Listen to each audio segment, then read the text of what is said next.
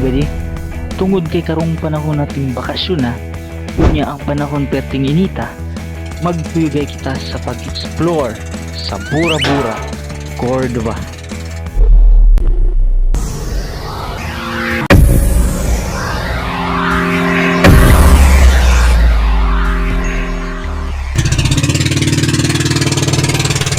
So karon ba di paingon na kita sa Bura Bura Floating Cottages nga naningutang diri sa Bantayan, Poblasyon Cordova. Ug kanang inyong nakita ba di, mo na siya gitawag nga Bantayan Bay o ang tinaguriang Maldives ng Cebu, in which during low tide na siya sandbar nga makita diha ba di. Pero dili na mo atong destinasyon karon kay madto kita sa unahan. Ayaw mo kabala ka. Unya, mahapit kita diha. Naabot na kita ba di? Ay joke lang. Abot na ang among kauban nga pasahero sa ilang cottage. So badi dili mi kauban ani nila badi. Nagkauban rami og sakay. Nindot nang tayunong diri badi hinidang pagkaon bro. Wa man ta kaila ani. Yan nami si ko badi kay grabe kadahang cottages dire. Naghanag cottage dire no? Nice kay dire badi. Kunya ang plite dai badi sa bangka pingon sa cottage kay 20 pesos. Ug ang ngalan sa mong cottage kay ang Big 3. So muna ngalan sa mong cottage bidi mo na mo pangitaon karon. Badi kung mangutana mo kung operational ba ni nga mong area, kung pwede ba tang mga ligo dire? The answer is yes, pwede kayo.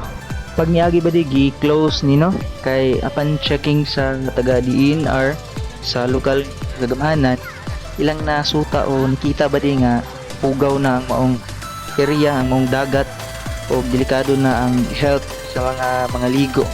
So gi-close. But the good news is gi-open na kini siya og balik sa publiko ba di? Nag-start pag July 16, 2023 up until now. So pwede na gid mo diri maglangoy-langoy ba di? Maglutaw-lutaw diri. So pwede na kayo mong bisita diri ba di? Karon ba di ato anang nakitaan ang amo ang cottage. Drami. Ani? Kato bro ko wala pa to ba pirit. Sige puli gani. Mago na dire mi sa karaan. Pwede na nilang lingawa with matching music o kantahan sa tunga-tunga sa kadagatan.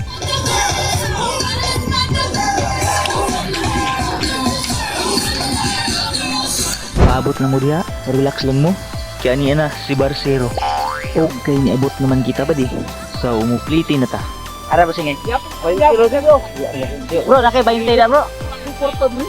Ano dog? Sige bro. Kani plite. Bay ra dugdo. Kita quite pinta.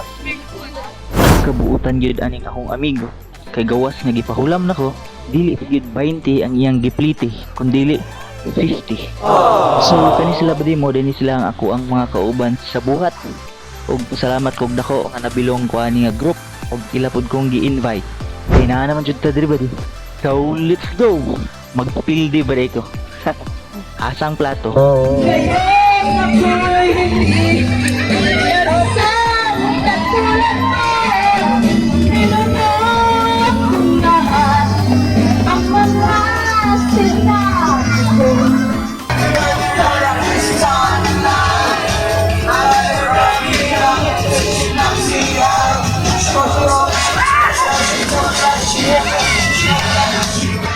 Yung perting lingawa ba di?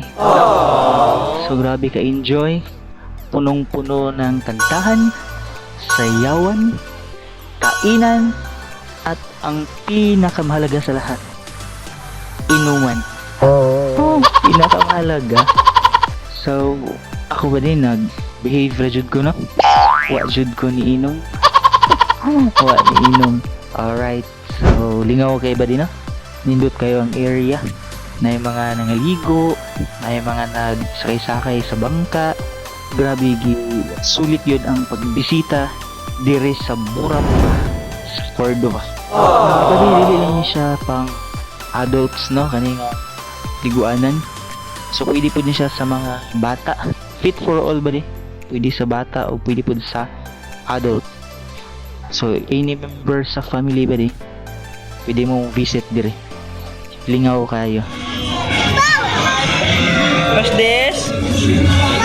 This one?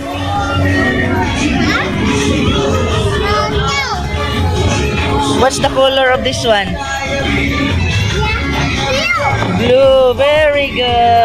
And just like that, manguli nami sa badi man ano. Nasulit na to ang adlaw sa pag lingaw sa pagsuroy, sa pagpangaligo diri sa Bura-Bura. And wala na ako na videohan ng uban kay enjoy na kay ba no? Perting langi-langi na ako ganiha. And the problem ba sa pag uli ay kay low tide. So during low tide ba dili pwede nga mo sakay og bangka. So ang among buhaton ani maglakaw mi gikan diri pa ingon dito sa Daplin kung asa mi ni sakay gini na og bangka.